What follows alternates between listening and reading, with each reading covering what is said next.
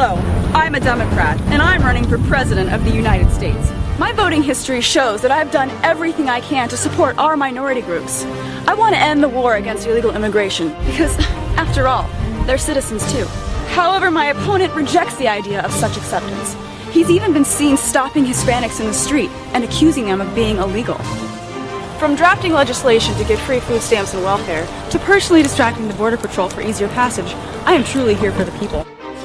I'd like to draft. I like this too. And yes, it's true that I voted in favor of funding for Planned Parenthood. I not only advocate, but promote a woman's right to have an abortion. In fact, last week I personally aborted an entire class of third graders. Yet your Republican nominee has been seen at abortion clinics, yelling at rape victims, telling them it was the will of God to bear their child. He has no respect for anyone who isn't also a rich white man, whereas I will give you all free healthcare, free food, and free abortions. Myself. He forces his religion on an entire nation, whereas I oppose religion in schools and in the home. He tries to portray a healthy marriage, but we all know that's really his sister. On November 6th, vote for a strong woman fighting for you, not an inbred Texan with a spoon-fed Harvard degree and stupid. I'm your Democratic candidate, and I approve this message. Funded by Tampon, the American Minority Political Outreach Network.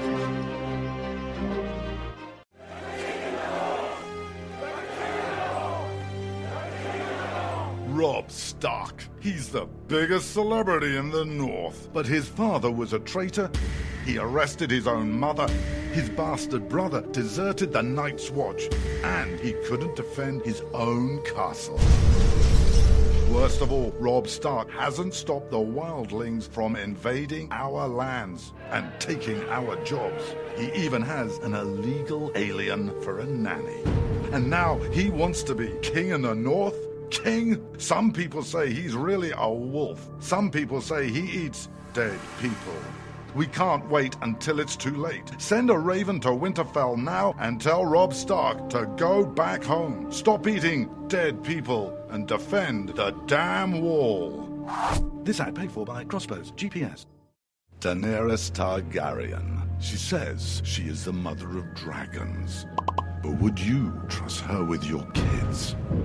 Her father was a maniac. She palled around with Dothraki terrorists. She asked the city of Karth for a government bailout. Then she lost 3 baby dragons after placing them in an unlocked wooden box. An unlocked wooden box. This Khaleesi wants to be queen of the 7 kingdoms, but can she be trusted? Daenerys Targaryen. Wrong for dragons. Wrong for the realm. Paid for by the Committee to Protect Dragons. We don't know anything about him. He was never really vetted. Is he really the true-born son of Robert Baratheon?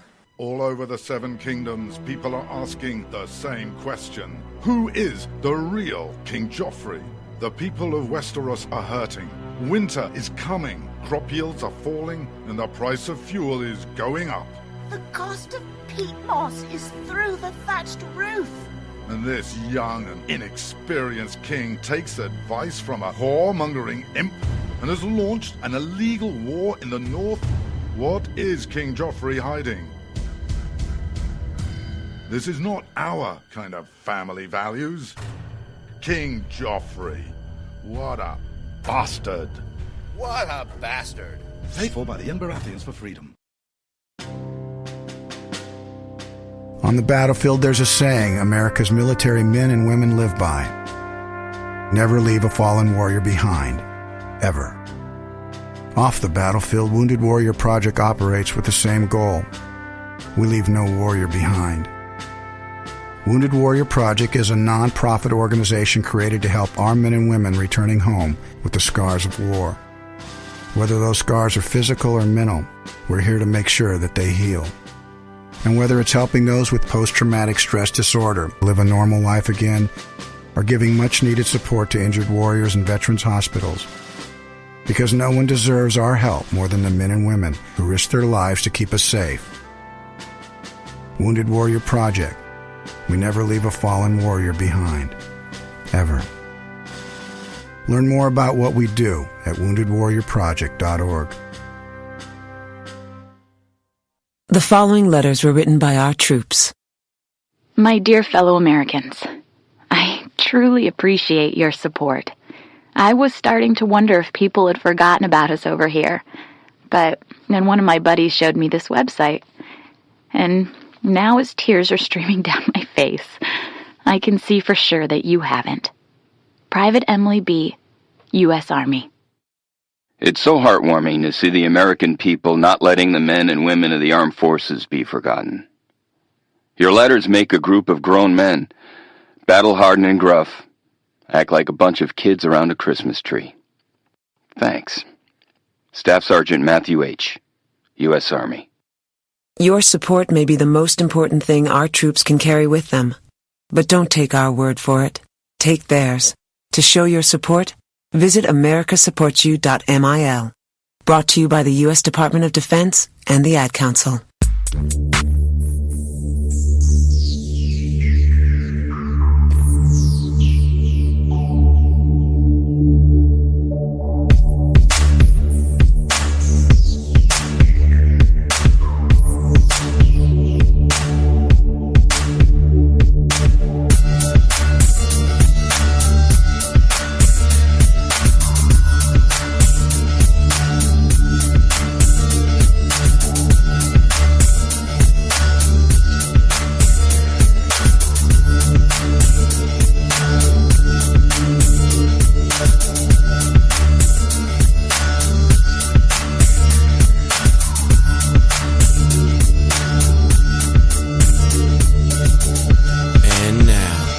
Coolest, most politically incorrect black man on the planet, Rod Eccles. Hello, my fellow Americans. It is I, your lovable host, Elrod, coming to you live from my bunkerized home studio somewhere within the great Granite State of New Hampshire, where the state motto is, and I know this because I check every day as I check today, the state motto is still live free or die. It is not big government or bust. It is Tuesday, April the 7th in the year of our Lord 2015, as we march on through our week. It's been a good week so far. Well, I mean, it's only been one day. 2 days, actually. Technically, not technically, but actually, it's been 3 days. What we like to call the weekend really isn't the weekend. It's the weekend and week beginning, because Sunday is the first day of the week. And I find that when people actually look at it that way, as Sunday being the first day of the week, they have a different outlook on their week, because then they don't think that that Monday is the first day, and so they get rid of the Monday blues, because you can't have the Sunday blues. You really can't. Especially with this past weekend, because this was, Easter, right? Well, if you are, I know a lot of Christians, born-again Christians, have retitled the holiday as Resurrection Sunday, which is fitting, because it definitely showcases the reason for the season. And some of you are saying, well, that's Christmas, right? No. That saying is apropos any time of the year, because it's the season. So again, for this holiday, Jesus is the reason for the season. And this is probably, more important than Christmas. And why is that? Because, he was born and we celebrate his birth on Christmas, but he did something amazing for us, almost 2,000 years ago, on what we believe to be this day, last Sunday and last Friday. He died for us, and then he rose again. That is more amazing and more powerful than his actual birth. And unfortunately, Easter, Resurrection Sunday is not the bigger holiday, but I don't know. What are you going to give people, in springtime? It's not exactly in most parts of the country. It's not exactly the prettiest time of year. I mean, what's we've come to realize and think of Christmas as white Christmas, Bing Crosby, Vermont, New England, it's snow everywhere, that type of thing. But again, that time of year, again, Jesus is the reason for that season. Just trying to keep things in perspective. And, I always like to do that. Anyway, the number that you can call this evening if you wish to join me live is 603-835-3224.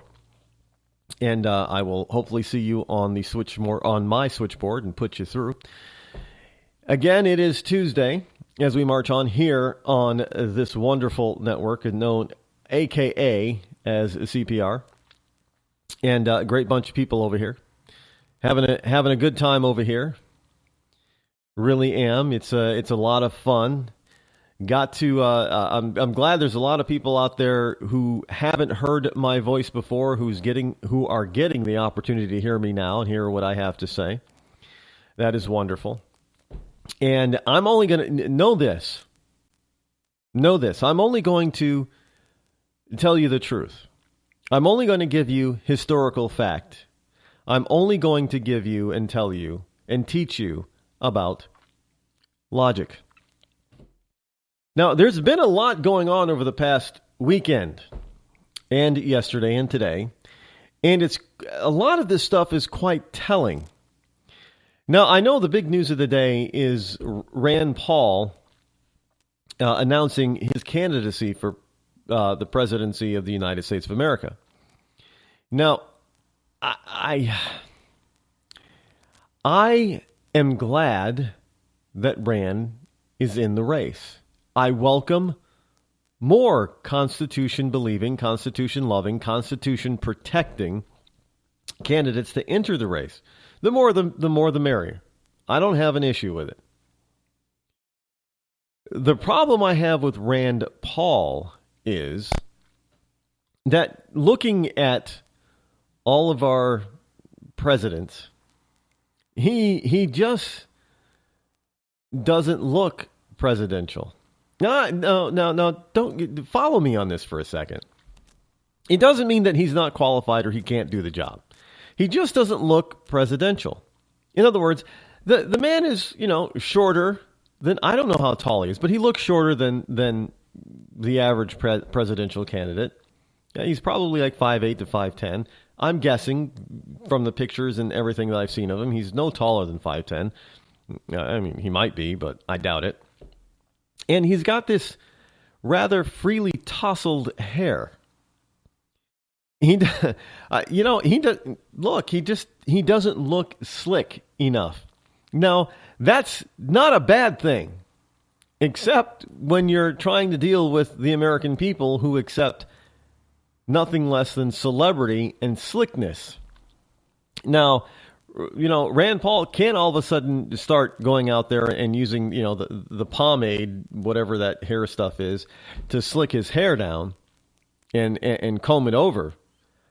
That won't work for him. Not at all. It will not work for him.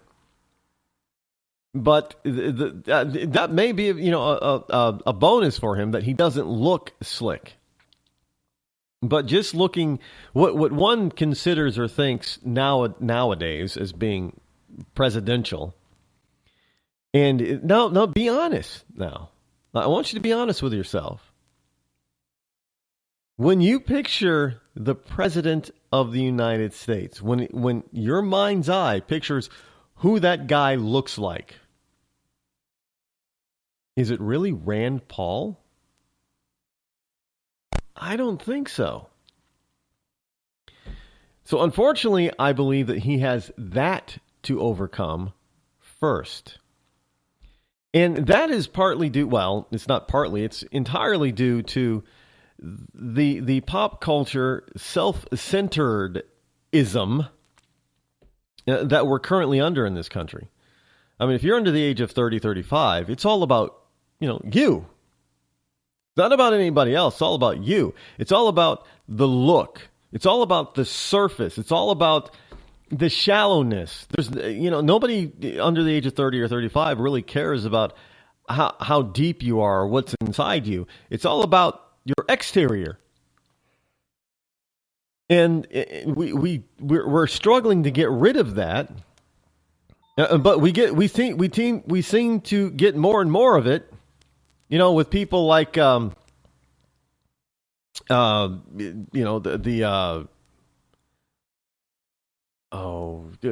Kardashians, for instance. And now I just heard today that Bruce Jenner is going to have he set his date for his interview, his coming out interview. Really? Do we really need to see that? Are we that shallow? Are we that, hooked on celebrity? Are we that we have to see this guy, this man, prostrate himself to the rest of the country and the world to reveal that he wants to be a woman? Look, why is it any of our business what this guy does in his bedroom or in his private life? Why does it have to be, displayed and sensationalized? Look, and people all often tell me, well, that's just entertainment. But the problem is that it has seeped over, leaked over, and taken over our politics. Now it's all about who's got the slicker message and the slicker image and the slicker television ads.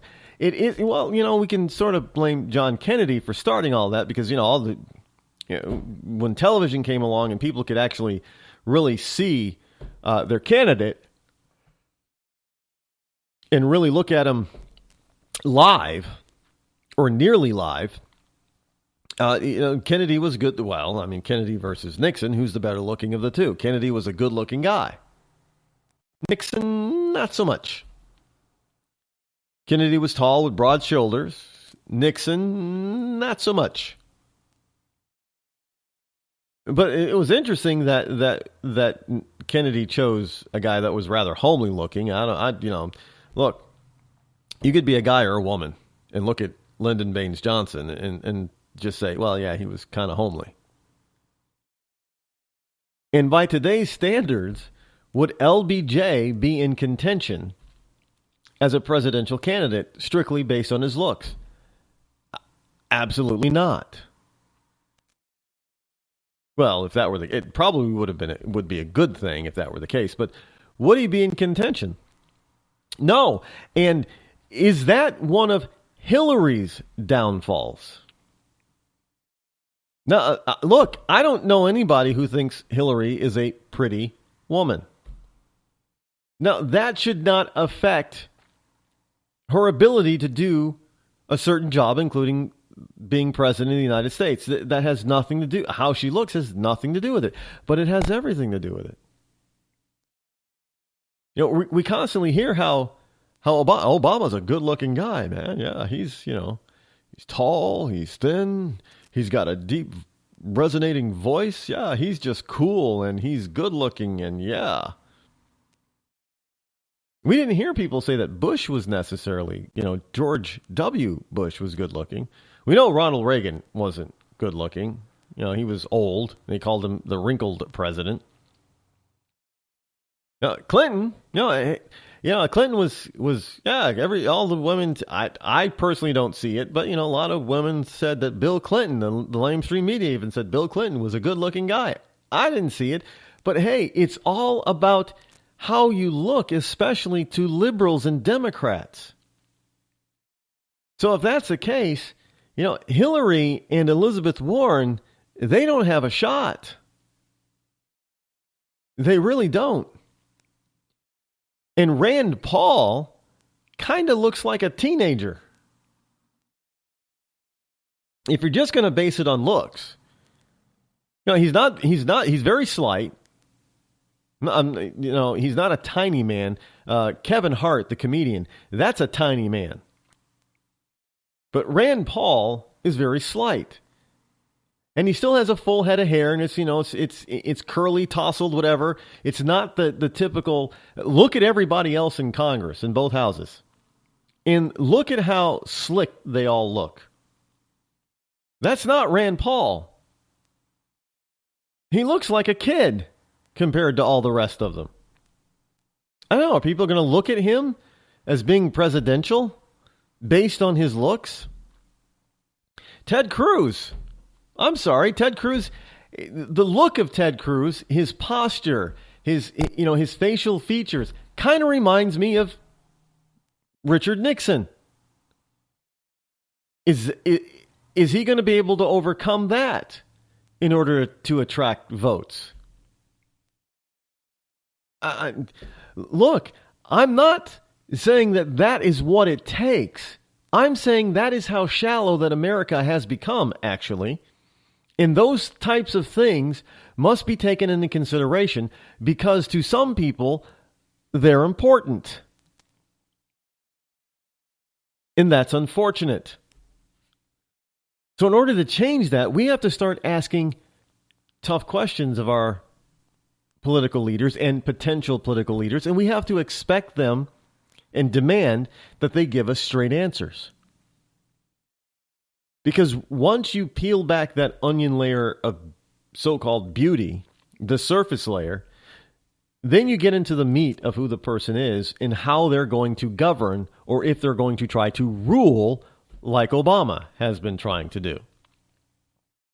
Look, just because you're good looking doesn't mean you're going to be a good politician or a good statesman. I'd rather have a statesman than a politician. But just because you're good looking doesn't mean you're going to be good at public service.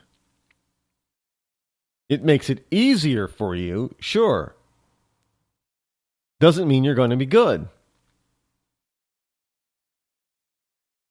And this notion that we constantly look for, it's part of the problem is the lamestream media, because they promote these types of individuals.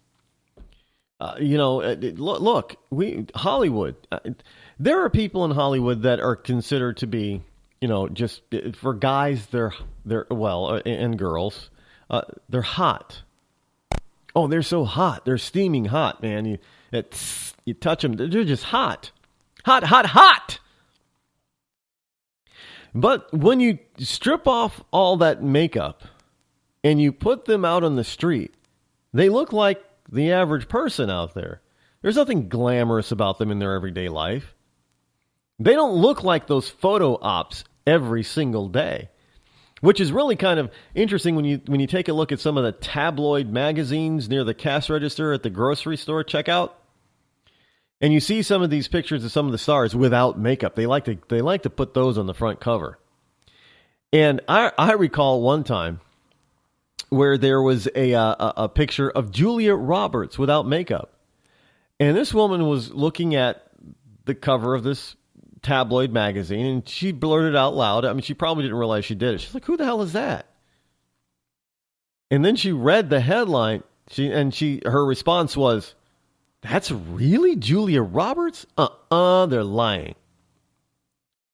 Look, because what we see on the surface of these stars usually is, and I'm going to use the word, fake. Fake. F-A-K-E. They're fake.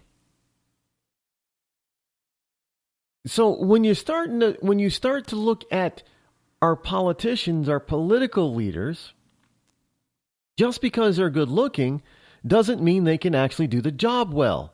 In other words, you have to determine if that facade, that surface layer that you're looking at, is fake or not. And the only way you can determine if it's fake is to ask serious questions and expect and demand a righteous, serious, straightforward answer. Because that will reveal how they plan to govern, or if they are planning to try to rule. See, all that front stuff, the good looking, the comb over, the immaculate haircut for the women, the beautiful dresses, or the $2,000 suits, that's all fake. I don't care who it is.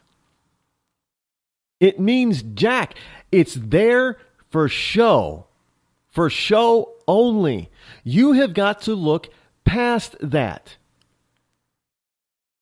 Now, I know some people are probably saying, well, it's Rod, it shows personal pride when you dress right. Yes, but anybody can do that. In fact, there's a science behind dressing. There's a science behind it.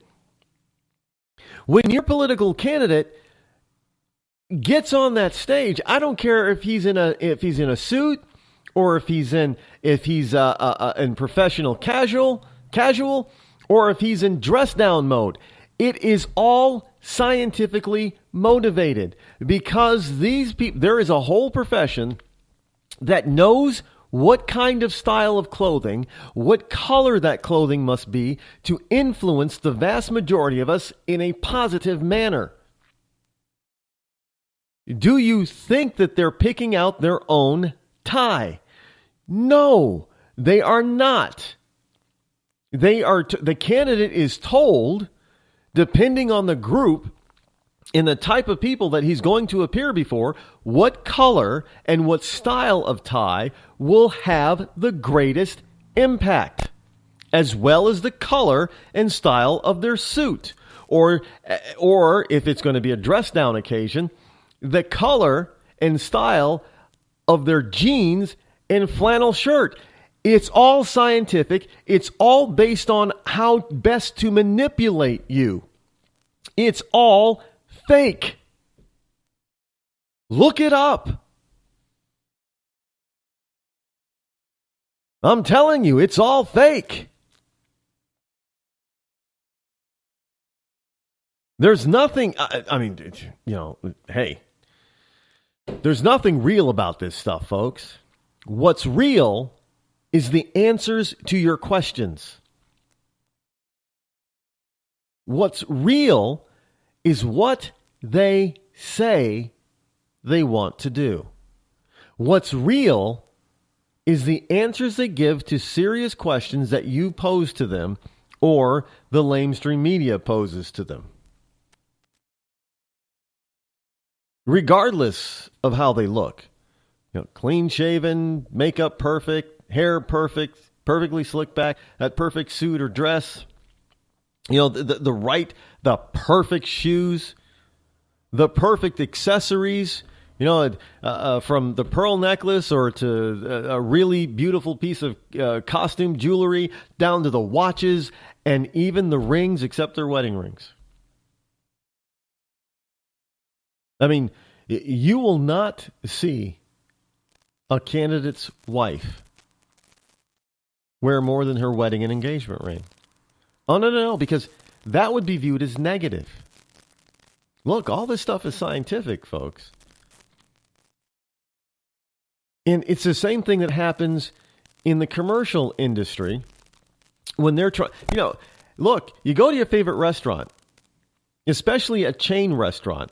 Trust me, they have figured out scientifically how to design that restaurant, what colors the restaurant should have, all in order to entice you to buy more of their product, their food, to entice you to drink more. That's what it's all geared for. It's all designed to make you feel homey and comfortable and hungry. The same with department stores. I don't care what store it is. There's a lot that goes into telling you or trying to get you to feel more comfortable so that you spend more time in the store. So then, therefore, you buy more. It's no different with politics. It's all fake. What you see on the surface isn't who or what they really are. I mean, folks, you really got to pay attention to this stuff. Because you don't want to be faked out by another fakery. We've already had one. This is a station identification moment. You're listening to CPR Worldwide Media, a division of CPR Media Network, coming to you live right across the planet. Check out our website at www.cprworldwidemedia.com and our Facebook page at facebook.com/CPR Worldwide Media. This is CPR Media Network, coming to you live from the USA. Well, looky here, a new listener. Hey, this ain't your little sister's radio station. When I'm training, I always listen to music. For the gym, it's hip-hop. For cross-country, classical. And for jumps, I need something special. So I use my Citi Thank You Visa card for music downloads and earn 2 times the points. Plus, a little extra inspiration. Excuse me while I kiss this guy. The Citi Thank You Preferred Visa card. Earn 2 times the points on entertainment and dining out with no annual fee. Citi, with you every step of the way.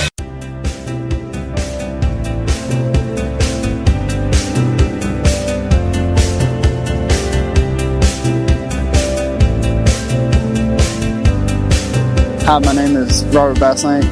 Enjoyed the Ford F-150. Hi, my name is Brunel, and I was blown away by Ford. Hi, my name is Marcus, and Ford surprised me with how nice the F-150s look. My name is Chandler, and Ford's killing the game right now. That's all I can say. That truck over there, it's bigger, it's fatter, it's better, and it's going to be mine.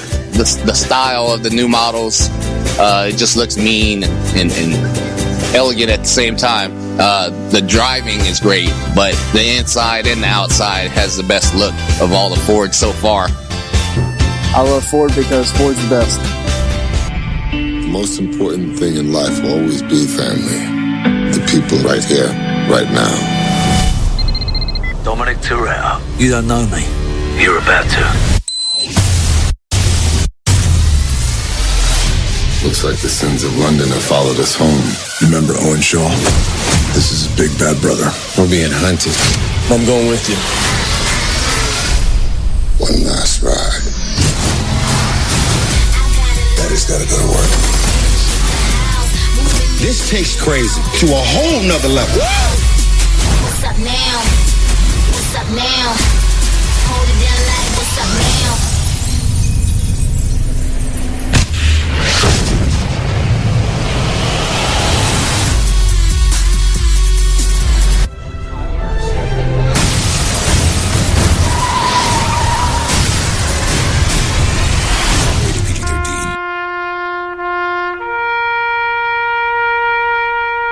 Read something recently worth thinking about.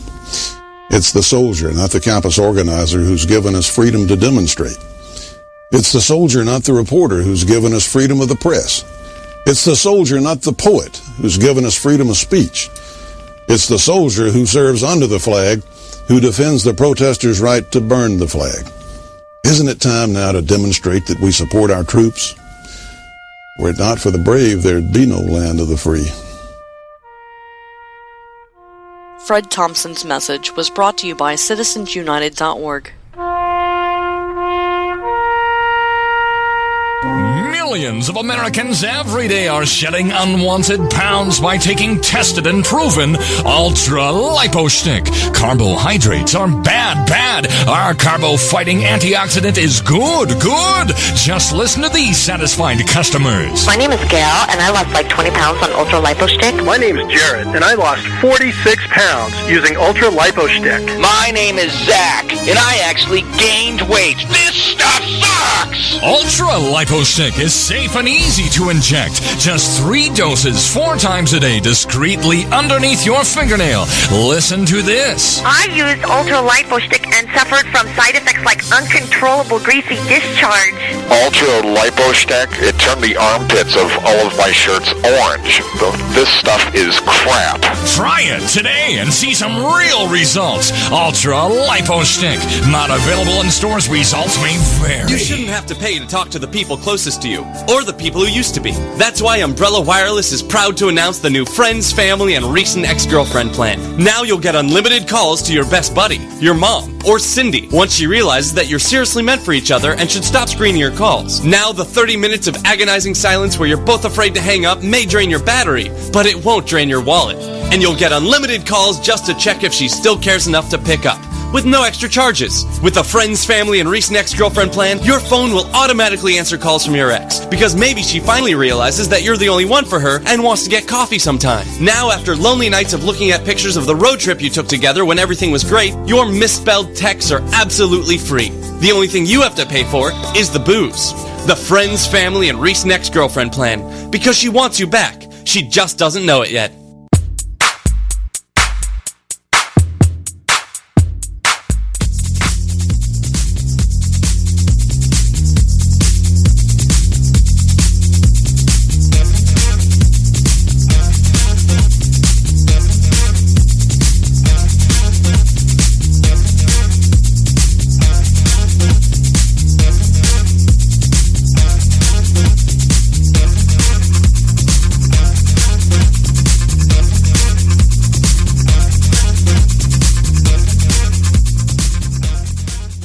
And we are back. I am still your lovable host here, sitting in the Freedom Throne in my bunkerized home studio. Who am I? I am your lovable host, Rod, coming to you live via CPR tonight as the Rod Eccles Show continues on. There is a story here that sort of caught my attention when it came across my feed, and I got to tell you, it was kind of interesting. It was, well, it goes along with, what I was saying about, people being fake. Well, these people are not trying to be fake, except for the fact that, we have a bunch of people out there that say one thing when we know that there's a different type of agenda. We know that there's a different agenda. And this is one of those stories. And it kind of goes along with the Indiana thing that's been going on, the Indiana and Arkansas thing. And it's pretty, well, it's not disingenuous. This mom is being accurate. She's being truthful. And this is from the Washington Post, and this is what the headline is. And it's an op-ed piece, an opinion piece on the Washington Post. Now, I know it's WAPO, so you got to take it for what it's worth, but pay attention to this. Because when I read this, I thought, now, this is not going to be good for the general population of this group. Because most of them do not feel this way. However, there are the radical few that do, but they hide. They hide in plain sight. Now, this is what I'm talking about being fake. This mom is not being fake.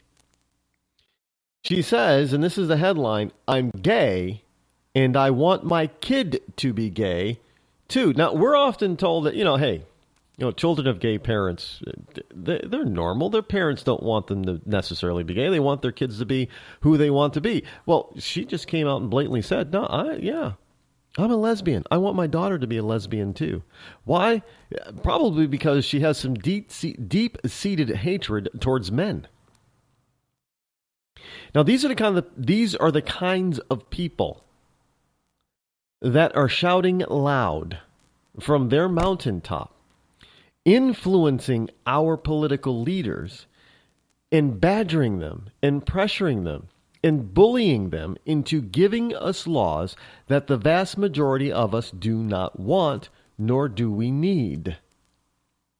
Keep that in mind. She says, "I live in the liberal bubble of Park Slope, Brooklyn, where no yuppie would ever admit to wanting their kid to be anything in particular other than happy. But more often than not, we define happiness as some variation on our own lives, or at least the lives of our expectations. If we went to college, we want our kids to go to college.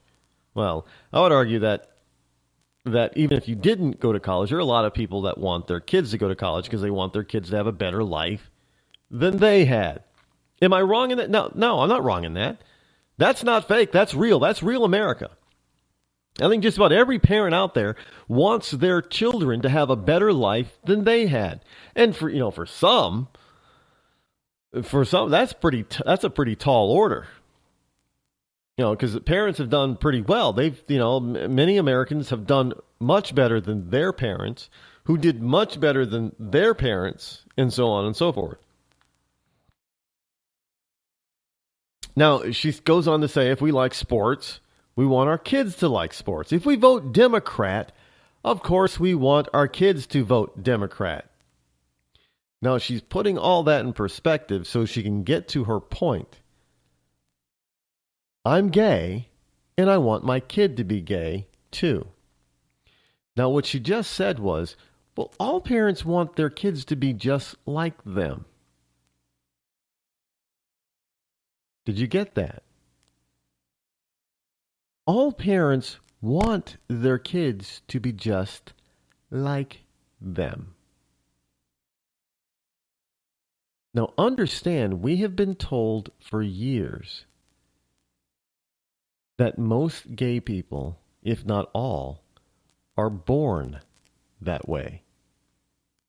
They do not have a choice.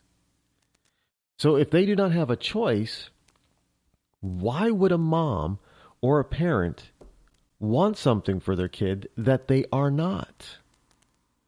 That's kind of like saying, hey, I want my special needs, mentally retarded kid to become a brain surgeon. They're born where they cannot do that. Thus, if they're born straight and this mom wants, if the daughter likes boys, is the mom going to do what they accuse straight parents of doing to their gay children? Disowning them, badgering them, telling them they can be fixed? But we're told gays don't do that. We're told all they want to do is just like a regular parent. They want their child to grow up and be happy and healthy. Right? But here's the rub and the secret. Shh. She just admitted it. There is a radical left, even within the gay community, that the rest of the gay community does not espouse to.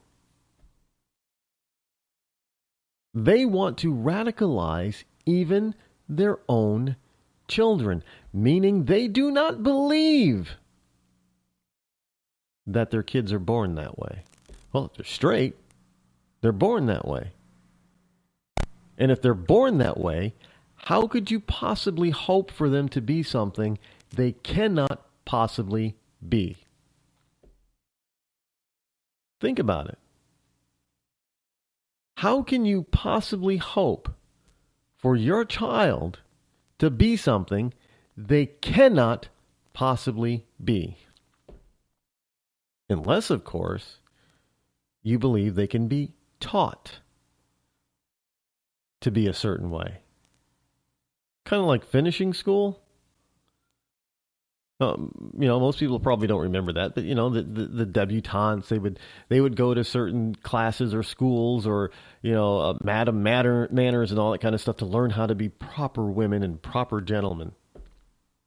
They used to call it finishing school. In other words, finishing the public education of the child, so the child grows up to be an adult of respect and proper posture and posture.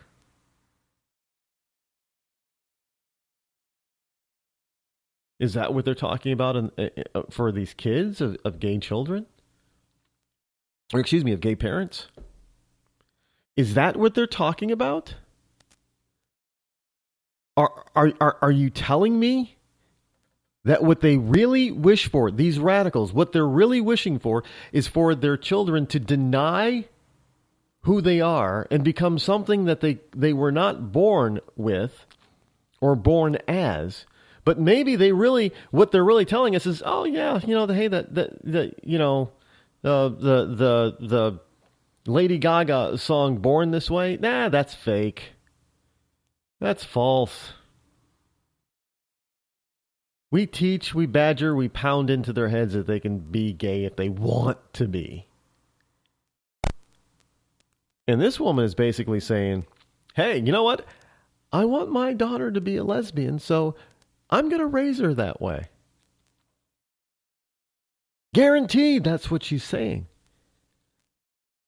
Look, I've always said it. The so-called mainstream gays want nothing to do with people like that, with gays like that. Pretty much how straight conservatives want nothing to do with straight liberals. They don't want anything to do with the radical straight liberals. It's no different. It's the same thing. But they're out there shouting down the Indiana law, which they're trying to tell you it says something that it doesn't say. Why? Because they're all about fakery. They're trying to fake you out.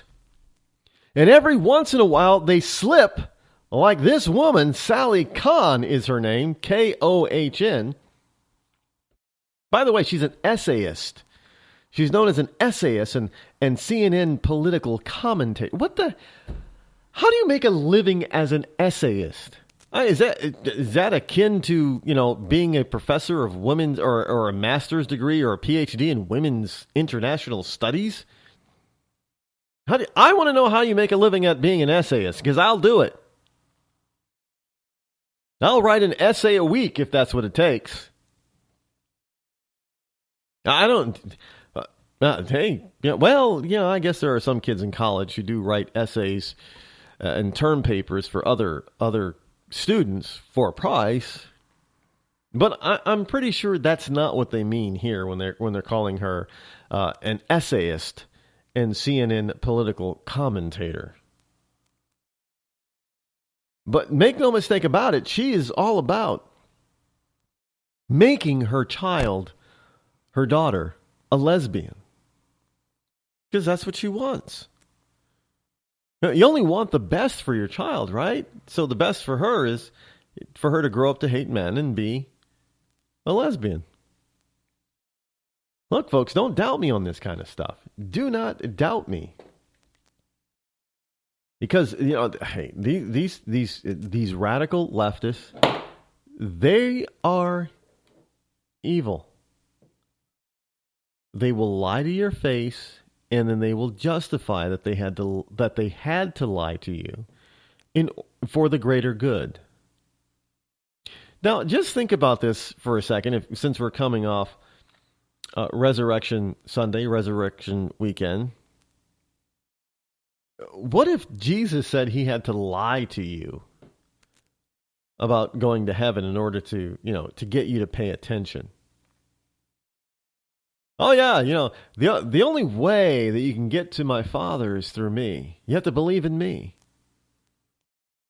Well, what would we think or say if he was lying about it? Well, of course he wasn't. But but it's the same thing as the radical gay agenda. Oh no! Every child is born the way they are. They can't change it. All the while, when she's not in front of the cameras or writing her essays about it, she's teaching her daughter to be a lesbian because she hopes her daughter is a lesbian just like her. And when you hope that your child is going to do or be something, what do you normally do? You try to educate them, maybe give them the extra classes or lessons in order to point them in that direction. If you want your kid to be a basketball star, what are you going to do? You're going to point him into playing basketball, maybe get him a private coach, spend time with him dribbling and making him practice and dribbling the ball and shooting. Maybe you'll spend time with him. Maybe you'll spend money on a gym, home gyms, or he can, gain his strength and help coordinate his hands and feet and eyes and stuff. You're going to help him achieve your goal for him. Correct? She's going to help her daughter achieve her goal for her daughter, which means her daughter was not born straight or gay, and neither are the rest of them. Neither are the rest of us. Code, folks. It's the sorry fact, but you gotta look past the fakery. Sabrina, speaking of fakery, Sabrina Rubin Erdely Erdely. There is a story out there on redstate.com that asks the question, are there possibly other fake rape stories by this Rolling Stones reporter? Hey, is there? You got to ask because, hey, look, we know that this one is. So if this is a fake story, then what are we supposed to do about it? Because they don't want to tell us that it's a fake story. They try to make us, hey, look, it's not about the story. It's not about the reporter. It's not about the story. It's about the seriousness of the charge and what we all know happens and goes on college campuses all over the country, especially male fraternities. We know that those fraternities are nothing but rape houses. Oh, yeah, that's all they are. They're just rape houses. Here's the story. One of the painful things the New Republic was forced to undertake when it first came to light that reporter Stephen Glass had fabricated certain details of his stories was to go over all of his stories with a fine-tooth comb to determine exactly how systemic the problem had been with Glass's reporting. However, you go further down the story, by contrast, in the wake of the damning CGR report on the reporting practices of Sabrina Rubin Erdely and the editorial and fact-checking practices of Rolling Stone has shown absolutely no inclination to engage in a similar soul-searching over whether Miss Erdely might have engaged in similar shoddy reporting in the past. And indeed, she has not been disciplined nor fired because of this fake story. This story, which is now looking like it is going to get the Rolling Stone sued because they want to back up and protect the fakery.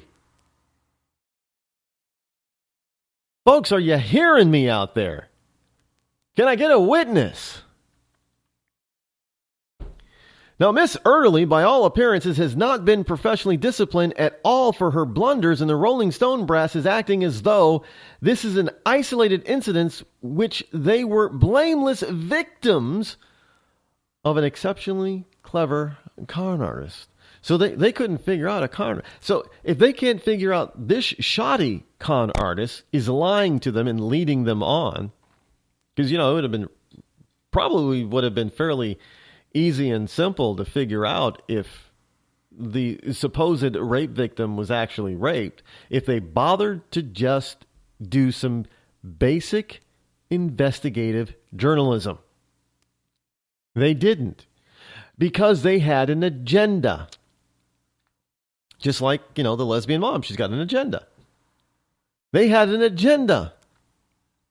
The agenda was to foist upon the rest of the country and to promote this idea that, women in this country, they're just oppressed, man. They're oppressed big time. Being a woman today is like being a black slave back in, the 18th century, man.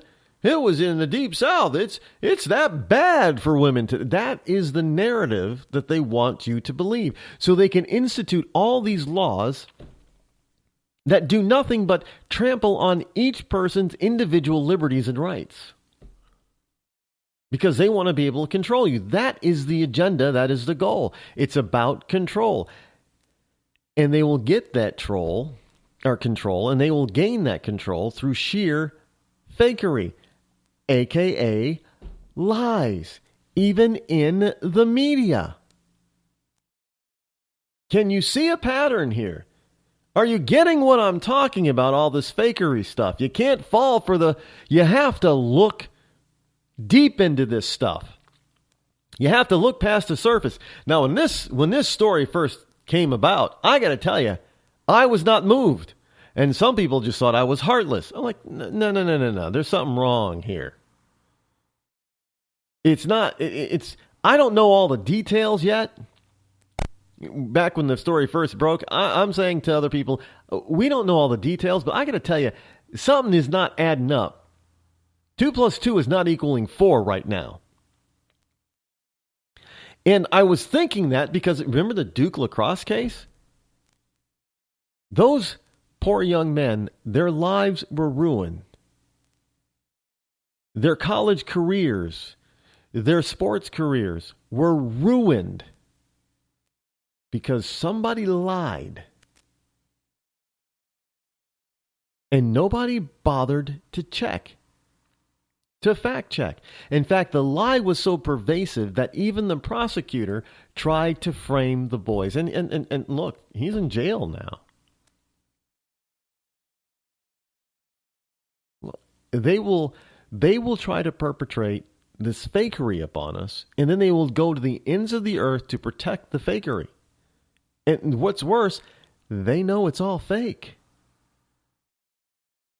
The left knows that it's all fake. And they're not shamed by it at all. Oh no, they'll go out the next day and write another fake story. And it'll be one that is designed to take your eyes off the current fake story that is currently being investigated as being fake. Kind of like the Wag the Dog movie. Remember that?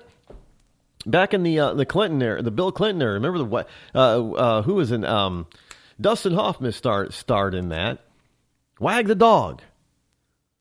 Yeah, it was a farce because the president was trying to take the attention off of him in what he was doing and bad stuff that he was doing by saying that the United States was going to war with Canada. And of course, the Canadians didn't think it was funny. Yeah. I mean, but they were able to produce through Hollywood trickery all this stuff that was fake that made the American people believe it was real. And if you don't believe fakery cannot be perceived as being real, then you don't know about the War of the Worlds and its original radio broadcast. When they broadcast it, people believed it. They actually believed aliens were landing and invading the planet. People believed it. They actually had to go on the air and tell everybody that it was just a made-up story. It was fake. It's no different today. We still have people who make up these stories, and the vast majority of us, without even blinking, start to believe it. And then when the truth begins to reveal itself, at first we're resistant and saying, no, I can't believe that they would do that. But we know it's not the first time that they've done it. Yet and still, we insist that it's not possible. It could be the 100th time that we've been lied to by the same person in the media, and we say, oh no, this time it's not possible.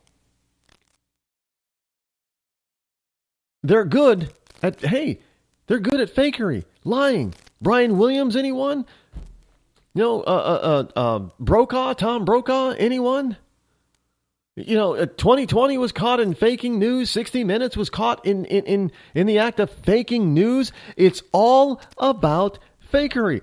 And of course they'll try to tell you, well, Fox News is the biggest liar in the block. Really?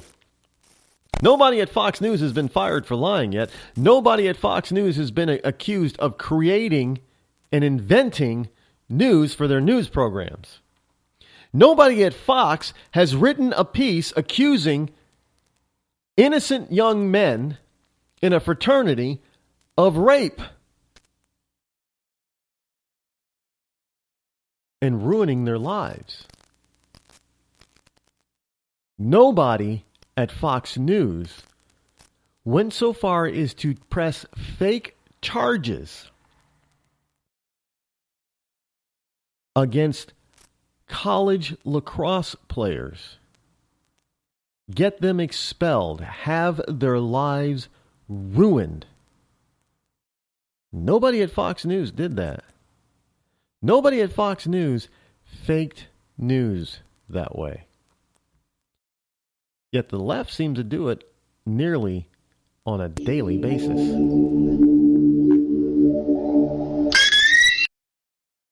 Hello, I'm a Democrat, and I'm running for President of the United States. My voting history shows that I've done everything I can to support our minority groups. I want to end the war against illegal immigration, because, after all, they're citizens too. However, my opponent rejects the idea of such acceptance. He's even been seen stopping Hispanics in the street and accusing them of being illegal. From drafting legislation to give free food stamps and welfare, to personally distracting the Border Patrol for easier passage, I am truly here for the people. I like the glasses. I like this too. And yes, it's true that I voted in favor of funding for Planned Parenthood. I not only advocate, but promote a woman's right to have an abortion. In fact, last week I personally aborted an entire class of third graders.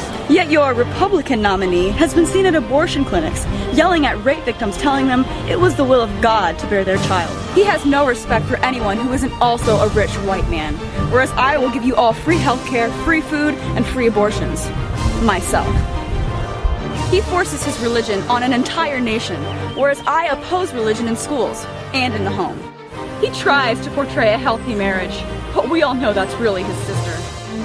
On November 6th, vote for a strong woman fighting for you, not an inbred Texan with a spoon-fed Harvard degree and stupid. I'm your Democratic candidate, and I approve this message. Funded by Tampon, the American Minority Political Outreach Network.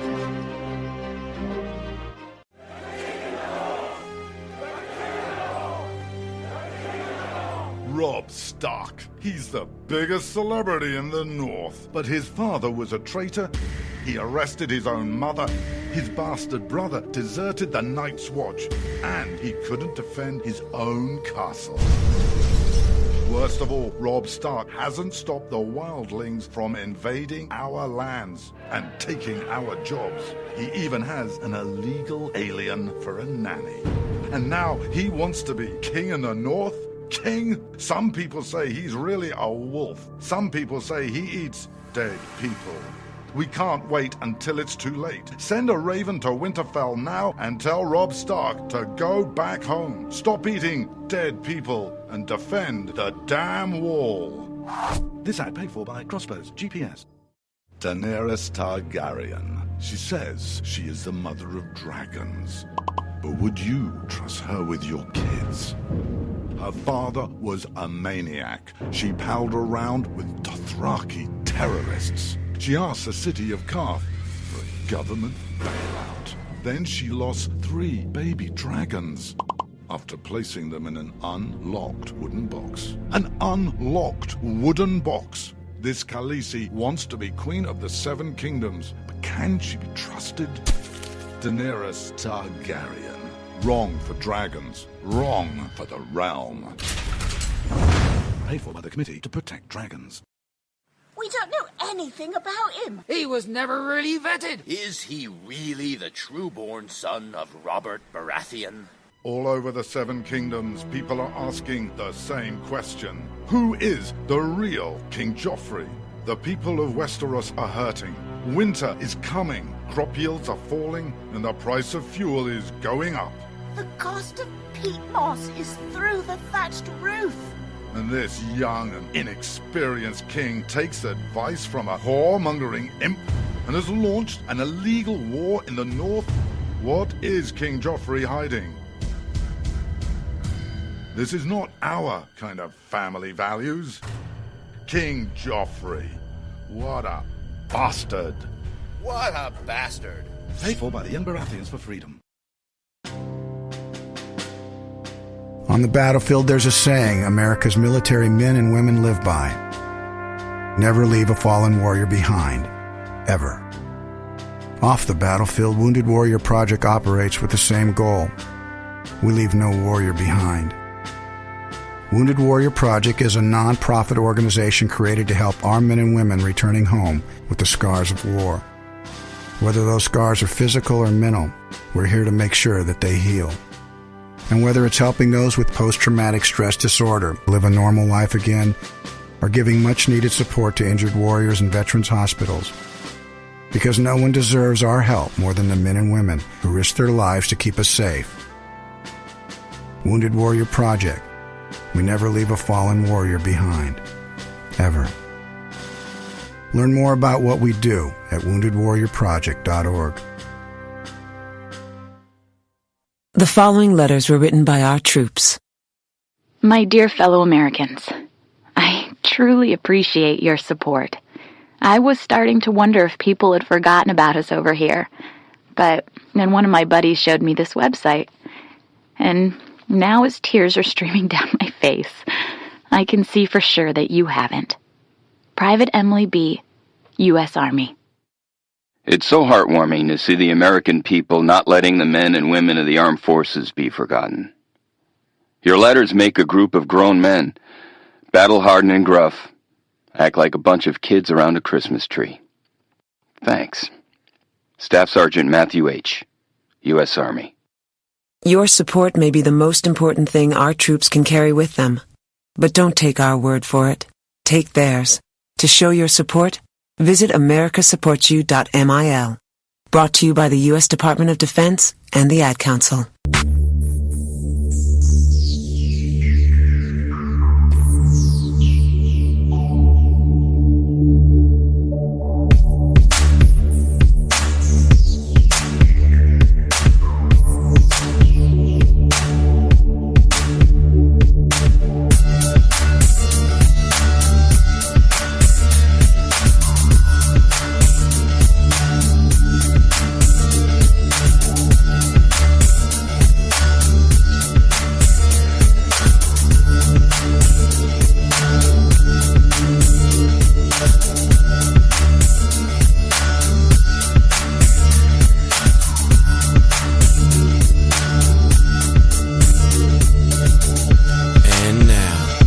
Coolest, most politically incorrect black man on the planet, Rod Eccles.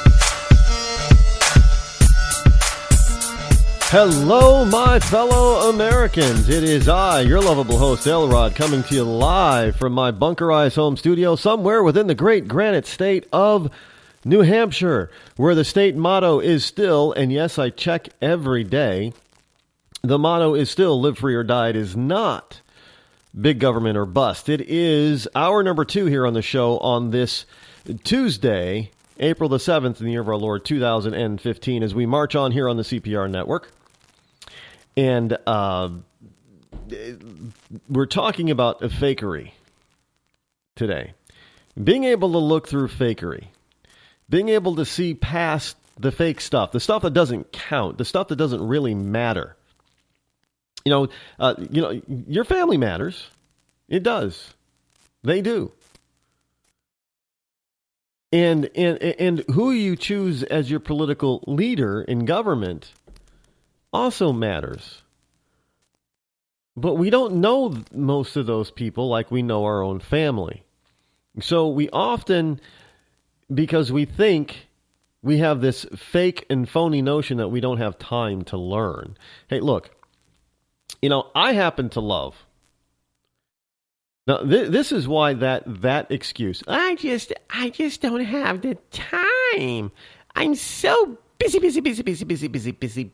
all the time. You know, I don't have a spare moment for myself. I just don't have the time to go looking at all of these candidates.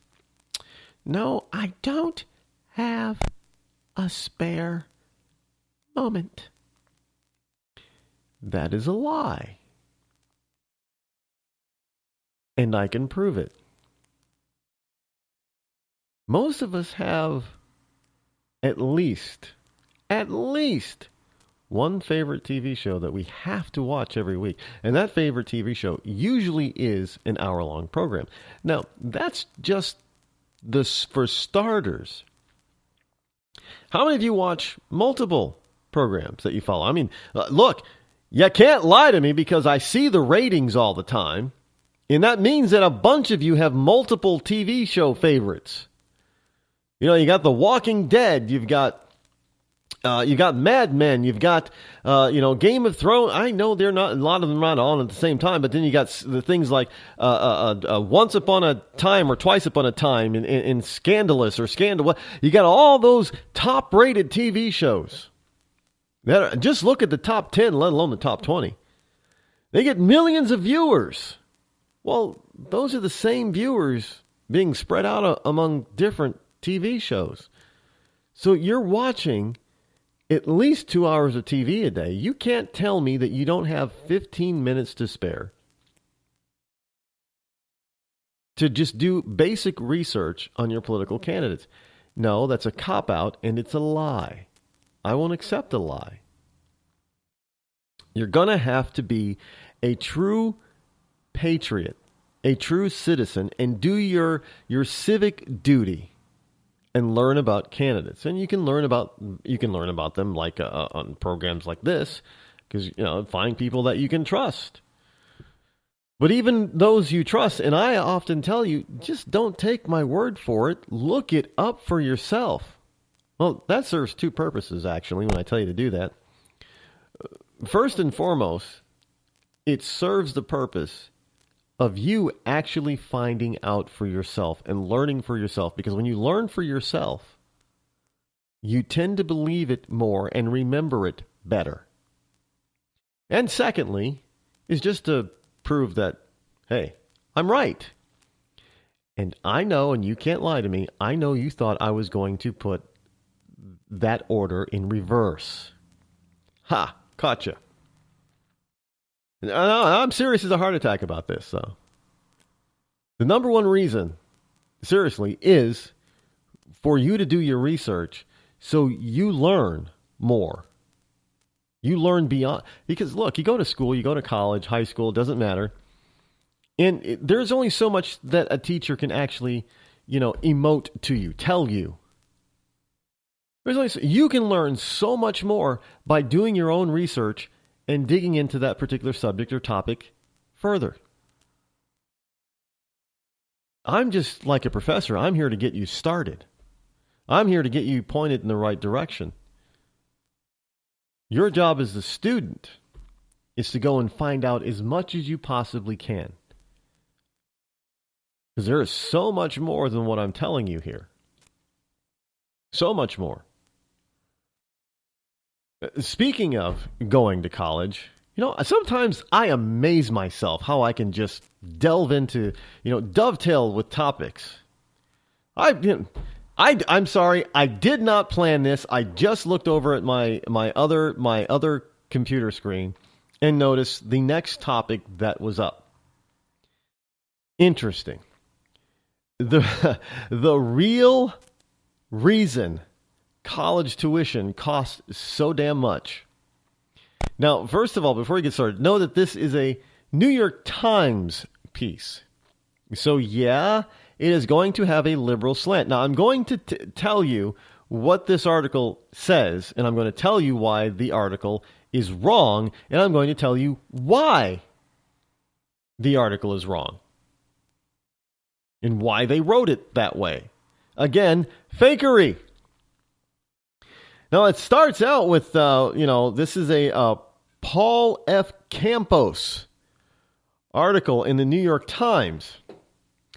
And they start out with, once upon a time in America, baby boomers paid for college with the money they made from their summer jobs. First of all, that's a lie. They did not. Baby boomers started off this whole notion, really, and perpetuated that their parents were supposed to pay for their college. A lot of parents couldn't afford, even back then, the full boat ride for these kids. So yeah, these kids had to get summer jobs. Many of them. They didn't put themselves through college. That is a bogus lie, and we've got the data that goes back to 1940 that proves it. So already in the first sentence, this guy lied to you. So once upon a time in America, baby boomers paid for college they were too busy getting high in the 60s. Now understand this, baby boomers were growing up and they were teenagers in the 60s and 70s. They were too busy protesting to have jobs, over the Vietnam War. Much like the Occupy Wall Street idiots today. Then over the course of the next few decades, public funding for higher education was slashed. Now, these radical cuts forced universities to raise tuitions year after. It had nothing to do with, in fact, public funding of private schools is why tuition is on the rise. And this author knows it, which is why he's lying to you and telling you the opposite. Look, don't doubt me on this, folks. Now, which in turn forced millennial generation to take on crushing educational debt loads, and everyone lived unhappily ever after. Lo, the millennial, they're the stupid ones who bought into the notion that they've got to go to this private school in order to get a good job, and that the only time that they can get a good job is if they have Harvard or Yale or some other Ivy League school on their diploma. And in order to go to these Ivy League types of schools, and not limited to Ivy League, that's why I said Ivy League type, that they got to pay through the nose. Oh, no. You can't go to a local community college. Hey, here's a tip. Go to a community college for 2 years, pay, about $2,000 to $10,000 per year at a community college, get an associate's degree, transfer over to a 4-year school. Now, you've just cut your tuition almost in half. And you end up with a bachelor's degree from the school that you think is more prestigious than that 2-year school you went to. You can't do that, Rod. That's terrible. That's cheating. Now, this is a story of college administrators like to tell when they're asked to explain why over the past 35 years, college tuition in public universities has nearly quadrupled. Did you hear that? Quadrupled. Do you know that there have been a number of years over the past 30 years that college tuition rose faster than evil medical cost? Yes, that is true. Again, look it up. It's the truth. Now, the conventional wisdom was reflected in recent national public radio series on the cost of college. So now the author starts to try to reverse things. See, he starts off with a lie. He starts off misleading you. And unfortunately, a lot of people will read the first couple of paragraphs and stop. And they will think, because of how he's designed his article, his piece, that he's already told them the truth. This is also a fact. A lot of people don't read the whole thing. They skim it, but they read the first paragraph, first 2 paragraphs, and they're done. They think they get the gist of the article or the piece that they're reading in the first couple of paragraphs. Obviously, they're wrong. It's a soundbite to do that. They're getting fake information often when they do that. That's why you have to read the whole thing, folks. You have to read the whole thing. The conventional wisdom was reflected in a recent national public radio series on the cost of college. So it's not that colleges are spending more money to educate students. Sandy Baum of the Urban Institute told NPR. It's that they have to get that money from someplace to replace their lost state funding. And that's from tuition and fees from students and families. But the problem is that NPR is not telling you is that it wasn't that much that they were getting. And as a matter of fact, they're still getting it, but just in a different way. Look, you cannot tell me that Harvard charges what they charge because they don't get the same amount of public funding today that they did 30 years ago, when their endowment fund is so large that it is estimated that half the students currently enrolled in Harvard, if they just use the income from their endowment fund, could pay for full tuition for half the students currently enrolled at Harvard. So you want to tell me they don't have the money? Big education, if you will. Hell, they call it big oil and big retail and big everything else. So why not big education? Because that's what it is. Is it not? Well, it is. It's big education because, and they get away with it, by the way. They get away with being able to charge whatever they want to charge. They get away with making, exorbitant or windfall profits. You understand what I'm saying? Big education gets to get away with windfall profits. I'm sorry. Do you want me to say it again? Big education gets to get away with windfall profits. That's how they get away with charging you so much. I mean, think about it. I mean, does it really cost you, or should it really cost you that much in order to get a college education? I don't think so. Well, I suppose some people might think so, but I don't think it's necessary to charge a student over 4 years $250,000. Wait, they have to pay all those professors their six-figure salaries. Do they not? Yeah, see, I don't call that fakery there. I call that hypocrisy. Because that's all it is. It's just hypocrisy. Along with fakery. Lying.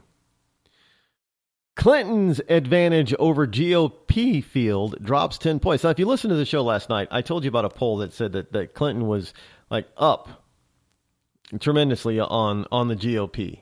And I explained why that poll was a lie. And now all of a sudden, look, I'm on the cutting edge, folks. And this is just another proof positive point that I'm on the cutting edge. I was talking about Hillary Clinton and her fake numbers yesterday, and all of a sudden, here comes a story from Town Hall today about Clinton's advantage over GOP field drops by 10 points. Hillary Clinton's advantage over the 2016 Republican field has dropped 7 to 10 points since February. Now, this is only adding to the growing narrative that she's eminently beatable.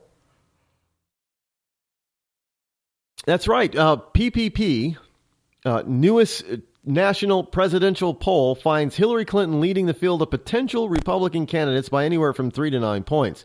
Her advantage is down from being ahead 7 to 10 points against the various potential GOP contenders on February polls. I told you this stuff is whack, to coin an 80s colloquialism. It's not true. This woman is most definitely beatable. Look, she lost before. Not only did she lose, but she went to work for the winner. I mean, how lame is that? I lost the nomination. Instead of going back and being a senator again, just being worthless. A worthless senator. I need to go and do something important. I'm going to be Secretary of State for Barack Obama. I'll become the most traveled Secretary of State in American history. Even with her advantage over the Republican field on the decline, Clinton is still clearly a stronger candidate than anyone else. For the campaign hasn't even started, and she's already the favored. Nobody else on the Democratic side has even really, seriously, as far as I can see, considered entering the race. Look, we still have to hear from Joe Biden. There's Al Gore, Elizabeth Warren. There's a few other Democratic contenders out there. It's not all about Hillary. Here's a dirty little secret. Hillary knows this. But see, Hillary has got a lot of baggage that those Republicans that this poll says she's leading are going to use to shred her. They better shred her. And I'm not talking, Teenage Ninja Mutant Ninja Turtle shredder either. I'm talking about shred her. Not cheddar, but shred her. And that's figuratively, not, real there. I mean, you can't really put Hillary Clinton or anybody into a shredder. I mean, that's just wrong. It's also called murder. Well, no, it's not murder, right? We can just put our fingers in there. Maybe we can just put our lips in. Well, if we put our lips in there, she can still talk, can't she? Yeah, she can still talk.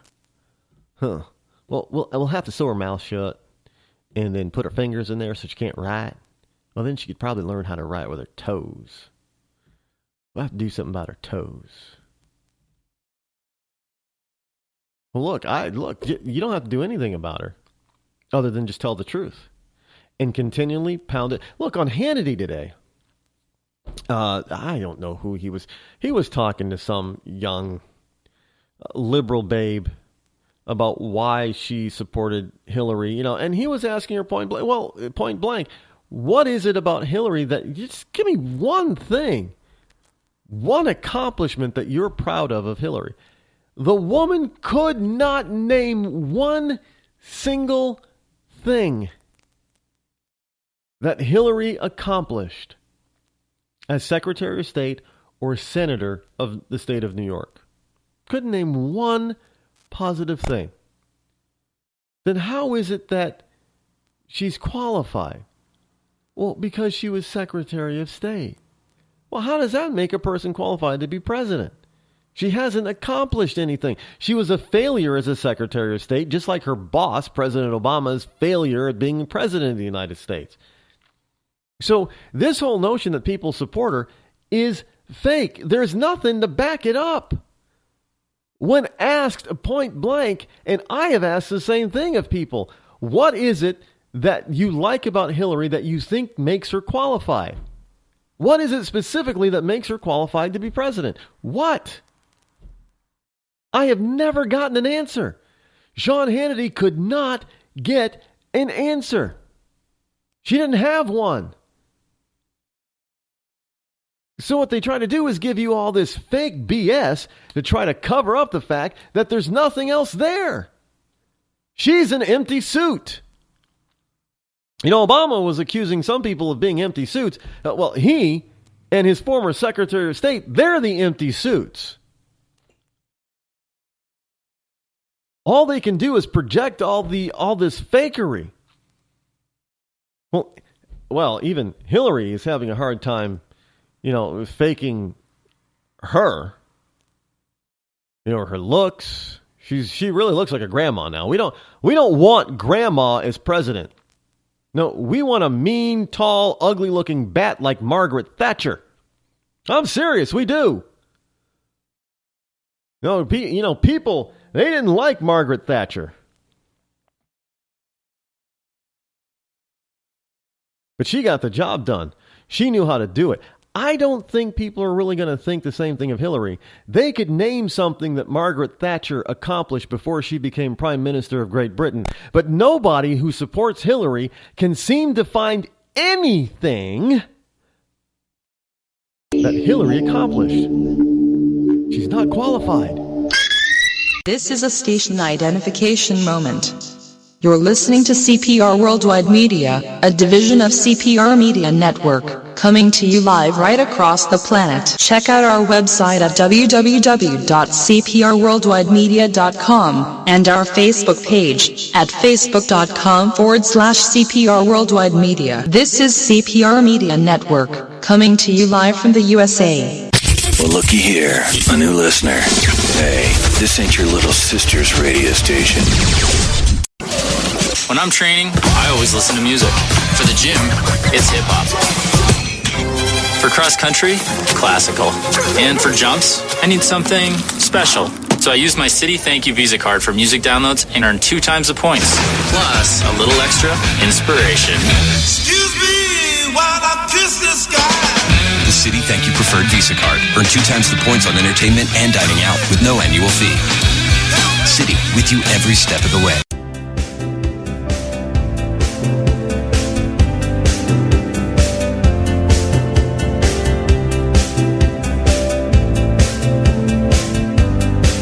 Hi, my name is Robert Bassank. Enjoyed the Ford F-150. Hi, my name is Brunel, and I was blown away by Ford. Hi, my name is Marcus, and Ford surprised me with how nice the F-150s look. My name is Chandler, and Ford's killing the game right now. That's all I can say. That truck over there, it's bigger, it's fatter, it's better, and it's going to be mine. The style of the new models, it just looks mean and elegant at the same time. The driving is great, but the inside and the outside has the best look of all the Fords so far. I love Ford because Ford's the best. The most important thing in life will always be family. The people right here, right now. Dominic Toretto. You don't know me. You're about to. Looks like the sins of London have followed us home. Remember Owen Shaw? This is his big bad brother. We're being hunted. I'm going with you. One last ride. Daddy's gotta go to work. This takes crazy to a whole nother level. What's up now? What's up now? Hold it down like what's up now?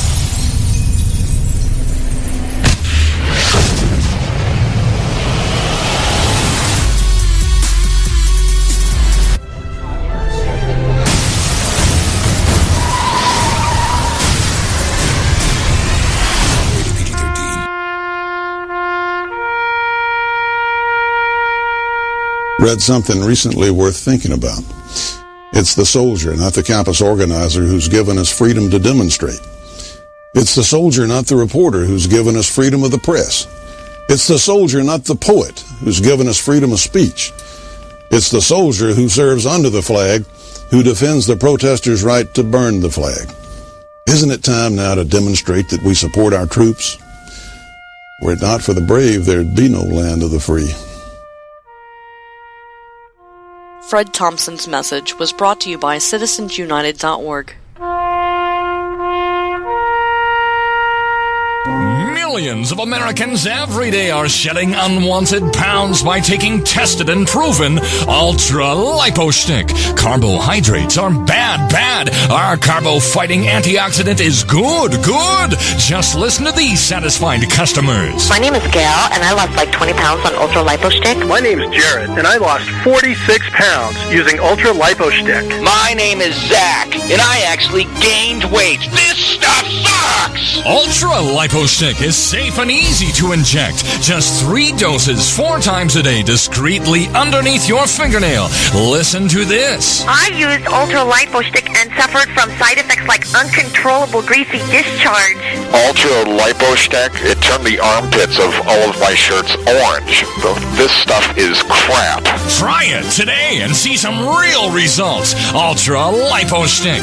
Not available in stores. Results may vary. You shouldn't have to pay to talk to the people closest to you, or the people who used to be. That's why Umbrella Wireless is proud to announce the new Friends, Family, and Recent Ex-Girlfriend plan. Now you'll get unlimited calls to your best buddy, your mom, or Cindy, once she realizes that you're seriously meant for each other and should stop screening your calls. Now the 30 minutes of agonizing silence where you're both afraid to hang up may drain your battery, but it won't drain your wallet. And you'll get unlimited calls just to check if she still cares enough to pick up. with no extra charges. With the Friends, Family, and Recent Ex-Girlfriend plan, your phone will automatically answer calls from your ex, because maybe she finally realizes that you're the only one for her and wants to get coffee sometime. Now, after lonely nights of looking at pictures of the road trip you took together when everything was great, your misspelled texts are absolutely free. The only thing you have to pay for is the booze. The Friends, Family, and Recent Ex-Girlfriend plan, because she wants you back. She just doesn't know it yet.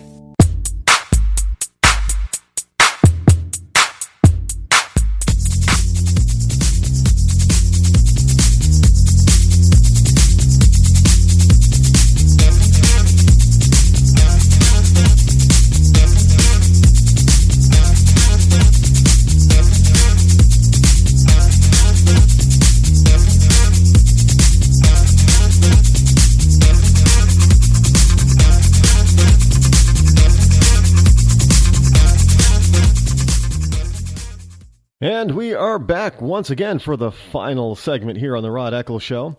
Again, the number that you can call, if you wish to call, is 603-835-3224. That is a toll-free number while it is live. And, of course, we try to do everything live because I'm alive. You're alive. We're all alive. Well, at least we like to think that we're alive. Hopefully we're alive. Well, I don't know. If you're a Democrat, you might be dead.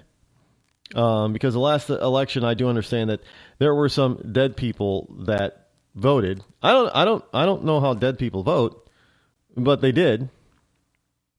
And hey, well, I guess dead people are allowed to vote too, right? Did I get that wrong? Should I look around my bunkerized home studio for somebody to tell me that I'm wrong? That dead people can't vote? Well, they did.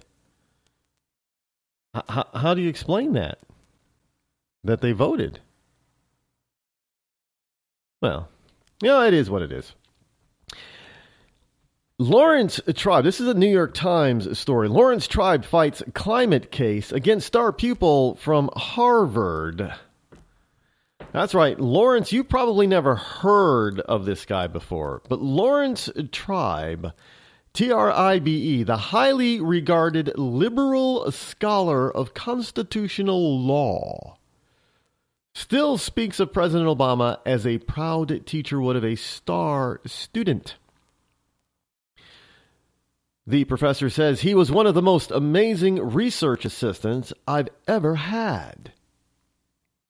And he said these statements were made in a recent interview. He said Mr. Obama worked for him at Harvard Law School, where Mr. Tribe has taught for 4 decades, over 40 years. The man is 73 years old.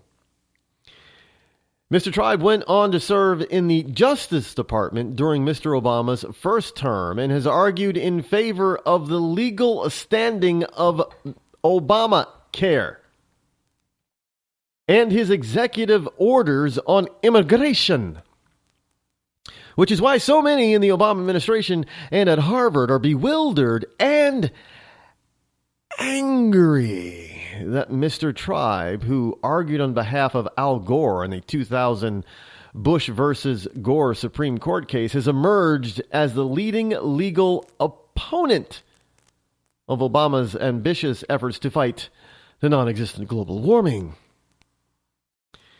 Now, Mr. Tribe has been retained to represent Peabody.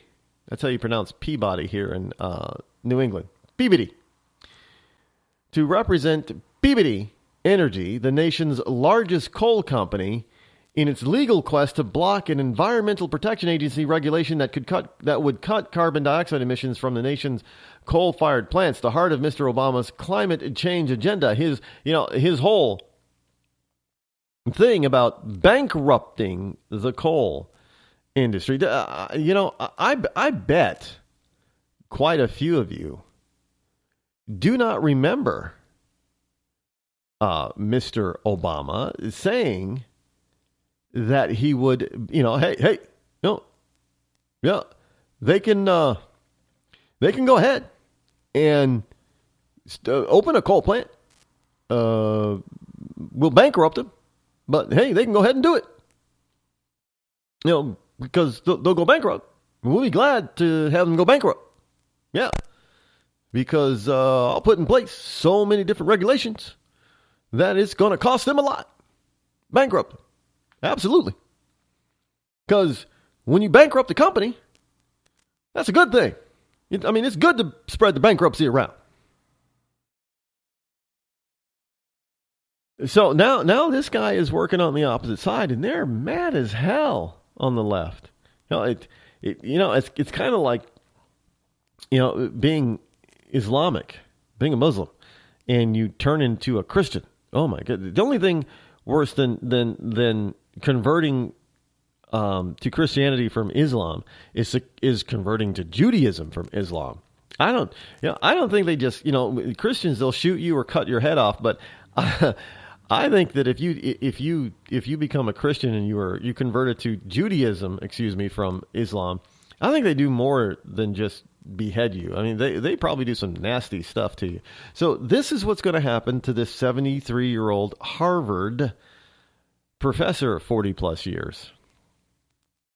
Because now he's arguing against man-made global climate change or global warming. And they just, on the left, you can't do that and get away with it. Look, I might say this in jest, but be careful here. The man might end up having a heart attack pretty soon. Look, I'm not suggesting anything. I'm just saying he's probably got a poor ticker. Look, yay. It couldn't happen it could happen to anybody, right? Having a heart attack, especially if you're 73, 74 years old. Hey, Obama takes another swipe at Christians again. Speaking of Christians, this is from WND.com. President Obama welcomed Christian leaders to the White House for breakfast Tuesday to pray and reflect on Holy Week and Easter. And then he made a speech in which he again took a swipe at Christians. Look, you invite these people into your home. Well, the White House. It's. I know it's the people's house, but he lives there, so it's also his house for now. Obama said Christians are supposed to love all their neighbors, but that he sometimes hears less than loving expressions by Christians, and that concerns. What? We're supposed to love all our neighbors. Oh, in other words, we're just supposed to accept whatever. Okay, we're supposed to love everybody. Yeah, Christians. Yeah. We're commanded to love. Yes, Christ tells us to love. But it doesn't mean the same thing that he means, and it also does not mean that we have to hang around people that we do not like. We love them, but we do not like them. If they don't, we're also commanded not to, be unequally yoked. In other words, it's probably, according to the Bible, it's probably a bad idea for a Christian and a Muslim to be friends or get married.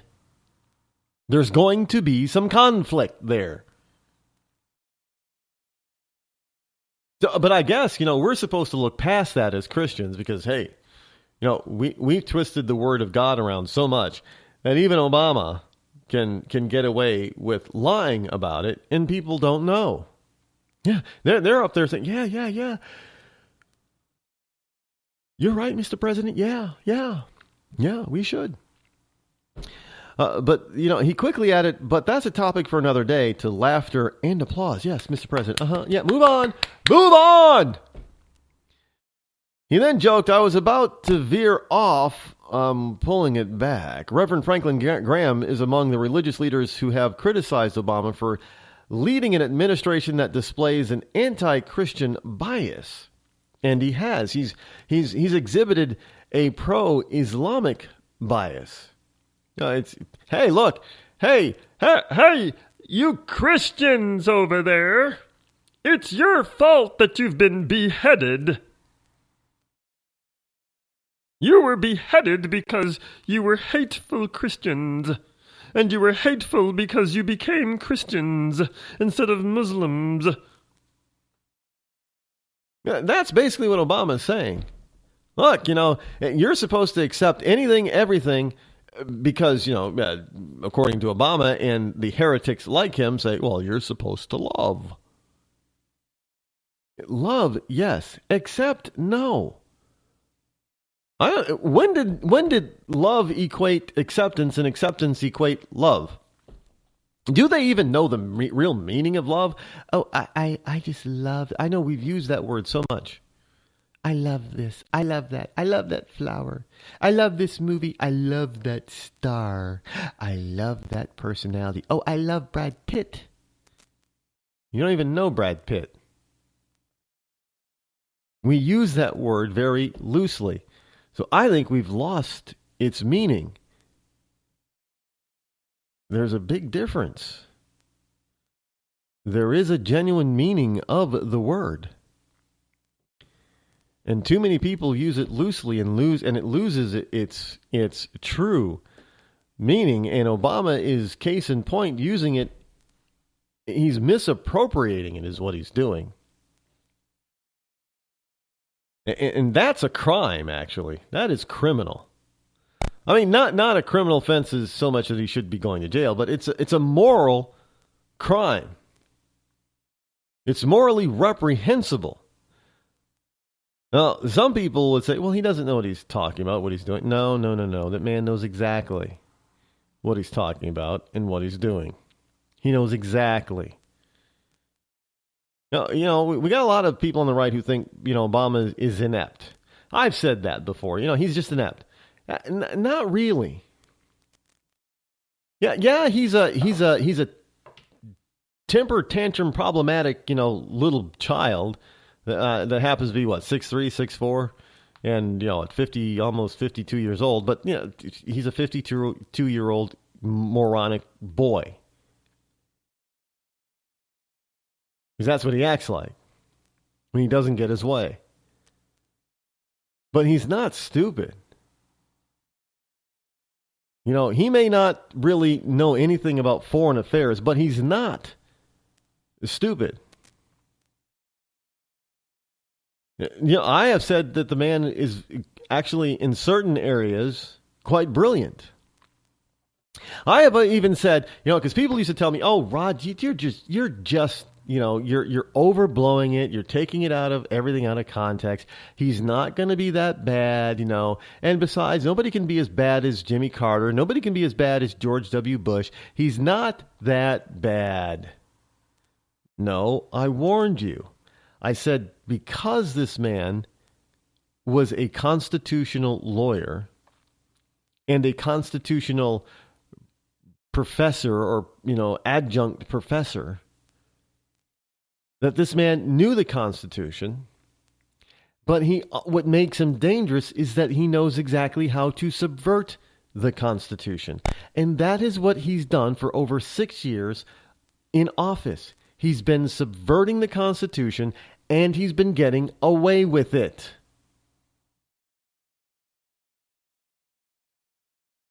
And then when something goes wrong, he blames everybody but himself.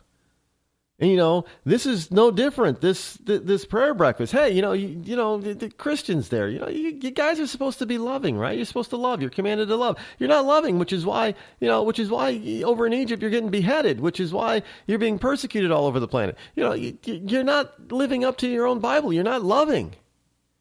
That's what he's saying. Don't doubt me on that. That's exactly what the man is saying. That is what the president is told this prayer breakfast. That's what he's telling the American people. That's what he's telling Christians everywhere. You're dying and being persecuted because you don't love. That's what he's saying. But yet he looks good, smells good, and talks good. So he must be good, right? Well, he's all fake if you ask me. He's a big, fat sack of fakery. I know some people can use a different word for that, but he's a big, fat, well, he's not even fat. He's a big, skinny sack of fakery. How's that? Yeah, I said it. And by the way, just so you know, Cuba, that island nation about 90 miles off the coast of Florida. Straight as the crow flies, or the seagull in this case. Cuba will no longer be considered a state sponsor of terrorism. Oh, no. See, we're opening up the island nation of Cuba.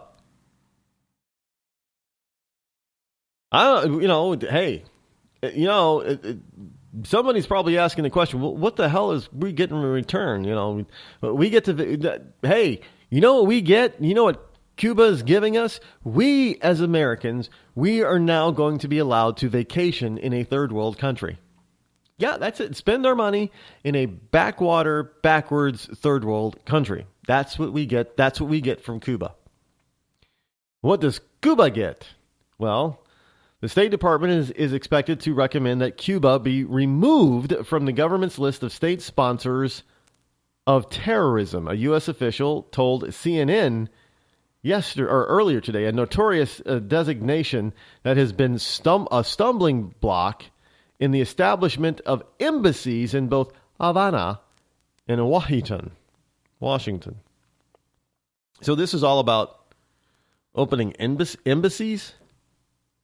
Now, a Cuban embassy in Washington. What are they going to do? Spy for the for the Chi-Coms and spy for the Ruskies for Putin? That's obviously what the whole deal is, right? They're going to spy for all these people. Well, hey, that's the case. I'm not making this stuff up. Look, this is a hot air article, and it's being backed up by CNN of all places. On a conference call with reporters, Deputy National Secretary Advisor Ben Rhodes said the State Department is nearing its completion of its review of the state sponsor of terrorism designation process.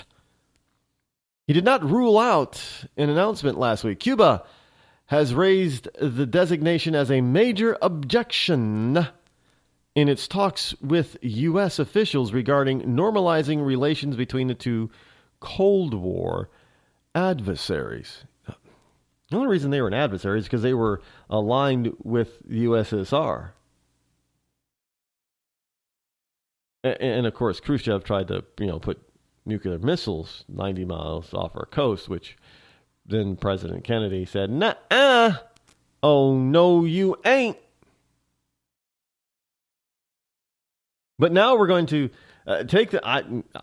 to be frank, I really didn't realize that Cuba was listed as a... They don't have any money. Who the hell are they sponsoring for terrorism around the planet? Really?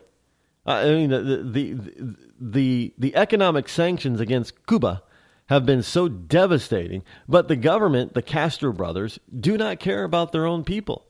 They would let them suffer in such a manner. Don't doubt me on that. That happens to be the truth. You don't, if you love something, you don't make them suffer like that. If you love something, you don't try to fundamentally change it. You improve it. And you don't make them suffer, but you can teach them lessons. You can allow them to be free to make their own mistakes. And if they make mistakes against society, then you punish them, but you let them go afterwards. You do not rule over them in any case. You govern with their consent, your citizens' consent, but you do not rule. I mean, it's just a different kind of monarchy when you're talking about ruling. Maybe it's not kings and queens, but it's emperors and empresses and, potentates. What's a female version of a potentate, by the way? A potentatess? I probably shouldn't say that too fast, actually. But I know a lot of you are going to say, what did he just say? Well, I missed that. What did he say? Rewind the tape, honey. I didn't hear what he said. I didn't understand that. Well, we'll move on from that. So they want to basically take Cuba, good old Cuba, off the state sponsors of terrorism list. Plain and look, of course they're gonna. It is what it is, folks, and it ain't what it ain't, and it probably isn't what it should be. But it's not what you think.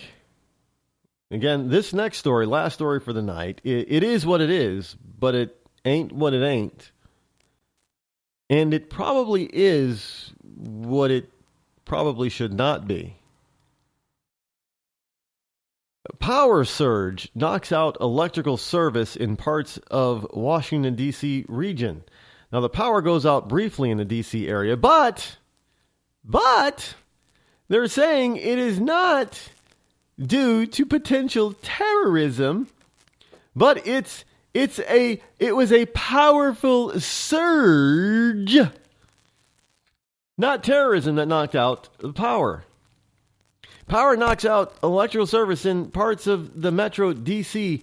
area.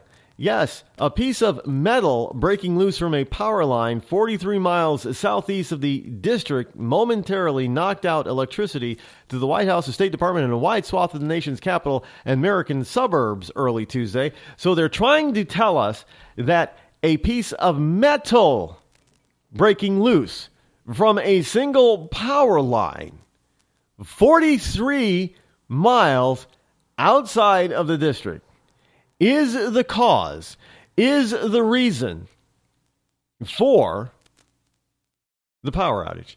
The outage through scores of public and private office buildings off the grid. In most cases, the lights stayed on because backup generators kicked in. So all that, global warming gas was freely going into the air because of a potential terrorist attack. And they're telling us, no, it wasn't a terrorist attack. It was just a piece of metal falling. So that's how easy it is to knock out the grid, is by having pieces of metal. Right? That's how easy it is to knock off people on the grid, or just knock off the entire country. Knock them off. Knock them off. What else are you going to do about it? Just knock off a piece of metal. Terrorists can go and cut off a piece of metal, and there you go. You know what? I'm out of time for today, folks. It has been fun. I will be back here on CPR on Friday at 8 p.m., but tune in tomorrow and Thursday on BTR at 8, where you'll catch me live. I have been your loving, non-fake host, Rod Eccles. I'm out.